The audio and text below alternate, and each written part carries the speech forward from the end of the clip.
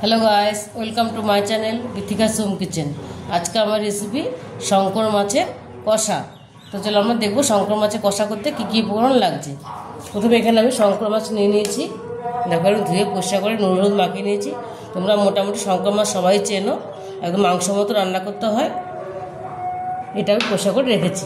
নিয়েছি এখানে কুচানো পেঁয়াজ, আদা গ্রেট করা, অল্প একদম রসুন গ্রেট করা, টমেটো লম্বা লম্বা করে পিস করে নিয়েছি, একটা ছোট আলু নিয়েছি, কাঁচা লঙ্কা, হলুদ গুঁড়ো, লঙ্কার গুঁড়ো, ধনে গুঁড়ো, জিরের গুঁড়ো, গরম মশলা গুঁড়ো, ফোড়নের জন্য গোটা জিরে, একটা তেজপাতা, আর এখানে আমি নিয়ে নিয়েছি সাদা তিল আর কাঁচা লঙ্কা বাটা আর টক দই,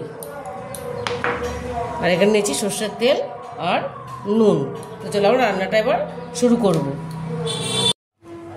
কড়াইটা গরম হয়েছে, সর্ষের তেল দিয়ে দেবো আমি পরিমাণ মতো মাছ ভাজার জন্য।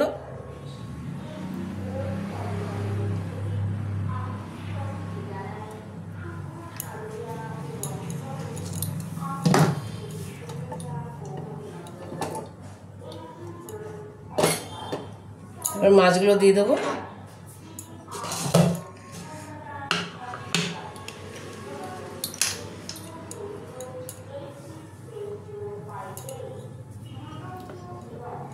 মাছটা ঢেকে করতে হবে, কারণ এই মাছ খুব ফাটে।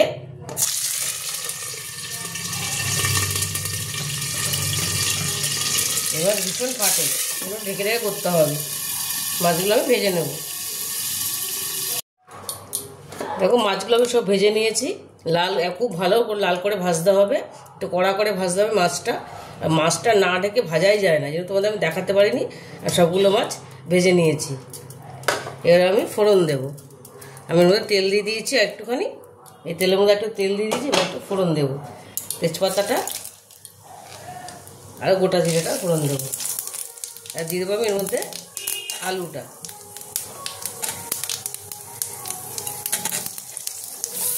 আলুটা হালকা ভেজে নেব।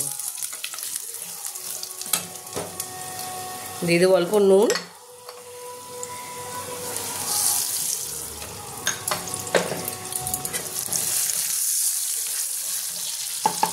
হালকা লাল করে ভাজবো আমি। আলুটা আমার লাল ভাজা হয়ে গেছে। এর মধ্যে আমি পেঁয়াজ দিয়ে দেবো। আলুটা তুলবো না, এর মধ্যে পেঁয়াজটা দিয়ে দেবো।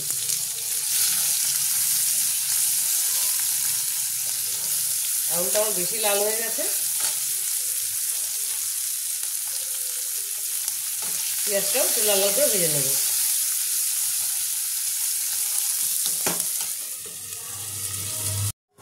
দেখো পেঁয়াজটা আমার লাল লাল ভাজা হয়ে গেছে। এবার আমি আদা রসুনটা দিয়ে দেবো। আদা রসুনটা দিয়ে দিলাম।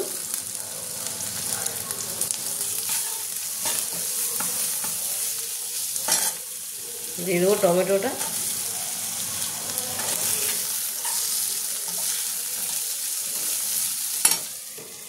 এবার আমি পেস্টটা দিয়ে দেবো। কাঁচা লঙ্কা, সাদা তিল আর টক দইটা একটু ভালো করে মিক্সিং করে আমি দেবো এটা। এভাবে পেস্টটা দিয়ে দিলাম।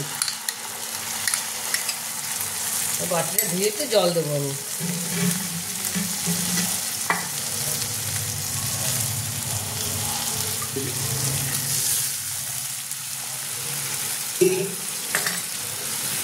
দিয়ে দেবো আমি সব এই মশলাগুলো, হলুদ গুঁড়ো, লঙ্কার গুঁড়ো, জিরের গুঁড়ো, ধনের গুঁড়ো আর গরম মশলা গুঁড়োটা আমি দিয়ে দিলাম। দিয়ে দিলাম কাঁচা লঙ্কাটা গোটা।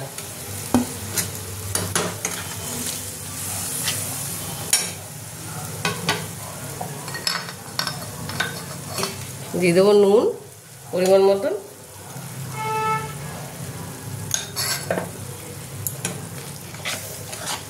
এটা আমি একটু কষিয়ে নেব,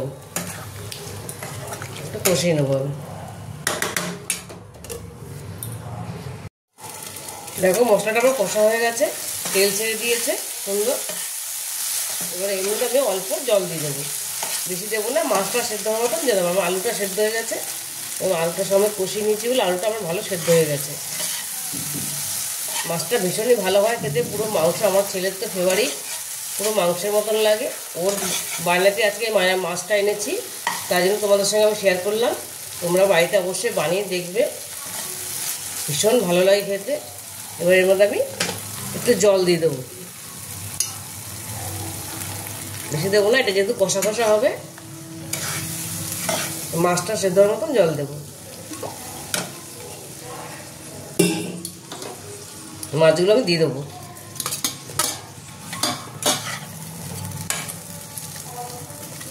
ঢেকে দেবো মাছটা। দেখো মাছটা আমার হয়ে গেছে, মাছটা সুন্দর একদম শুকনো শুকনো হয়ে গেছে। এটা এরকমই শুকনো শুকনো ভালো লাগবে, একদম ঝোল কম দিয়ে।